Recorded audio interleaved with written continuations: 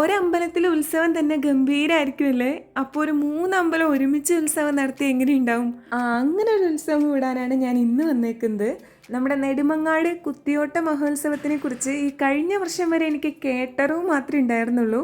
പക്ഷെ ഇത്തവണ നമ്മൾ നേരിട്ട് കാണാൻ വേണ്ടി പോവാൻ കേട്ടോ. പണ്ട് സച്ച് താമസിച്ചിരുന്നത് നെടുമങ്ങാടാണ് കേട്ടോ. അപ്പോൾ ഇപ്പം നമ്മൾ താമസിക്കുന്നത് അവിടെ അല്ലെങ്കിലും ഇവിടെ ഒരുപാട് ഓർമ്മകൾ ആൾക്കുണ്ട്. ഇവിടെയുള്ള ആളുകളും കെട്ടിടങ്ങളും വഴികളും ഒക്കെ സച്ചിന് ഭയങ്കര സുപരിചിതമായതുകൊണ്ട് തന്നെ നമ്മളിവിടെ എത്തിയപ്പോൾ മുതൽ ഞാൻ ഓരോ വർണ്ണനകൾ ഇങ്ങനെ കേൾക്കുന്നതാണ്.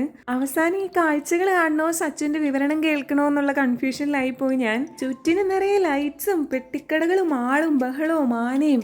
ഈ ഉത്സവം ഞാൻ ലൈഫിൽ തന്നെ ഫസ്റ്റ് ടൈം ആയിട്ട് അറ്റൻഡ് ചെയ്യുന്നത്.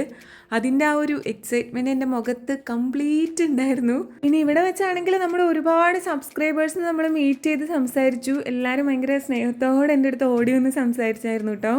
പിന്നെ നമ്മൾ വീഡിയോസ് ഇട്ടിട്ട് ശരിക്കും ഇപ്പോൾ 2 ദിവസമൊക്കെ ആയി വെസ്റ്റ് ബംഗാളിലേക്ക് വരാനുള്ള തിരക്കിലായിരുന്നു. ഇപ്പോൾ ഞാനുള്ളത് വെസ്റ്റ് ബംഗാളിൽ തന്നെയാണ് കേട്ടോ. ഇവിടെ നമ്മൾ കാര്യങ്ങളൊക്കെ സെറ്റ് ചെയ്ത് വരുന്നേ ഉള്ളൂ. വൈഫൈ ഒക്കെ ഒന്ന് റെഡി ആയപ്പോഴാണ് ഞാൻ ഈ വീഡിയോ ഒക്കെ എഡിറ്റ് ചെയ്ത് ഇടുന്നത് തന്നെ. പിന്നെ എൻ്റെ സൗണ്ടിൻ്റെ കാര്യത്തിലും കുറച്ച് തീരുമാനമായിട്ടുണ്ട്. നമ്മൾ യാത്ര ചെയ്ത് വന്നുകൊണ്ട് തന്നെ ഉണ്ടായിരുന്നത് കുറച്ചും കൂടെ ഒന്ന് കൂടിയിട്ടുണ്ട് കേട്ടോ. ഇപ്പോൾ സംസാരിക്കുന്നത് തന്നെ കുറച്ച് സ്ട്രെയിൻ എടുത്തിട്ടാണ്. അപ്പോൾ അങ്ങനെയൊക്കെയാണ് വിശേഷങ്ങൾ. നമ്മുടെ സബ്സ്ക്രൈബേഴ്സ് എനിക്ക് മെയിൽ ചെയ്തും DM ചെയ്തും ഒക്കെ വിശേഷം ചോദിച്ചുകൊണ്ട് പറഞ്ഞതാണ് കേട്ടോ. അപ്പോൾ പറഞ്ഞു വന്നത് ഞാനും കുത്തിയോട്ട മഹോത്സവം കൂടിയായിരുന്നു. അങ്ങനെ ചായയൊക്കെ കുടിച്ച് നമ്മൾ നേരെ വീട്ടിൽ പോയിട്ടോ.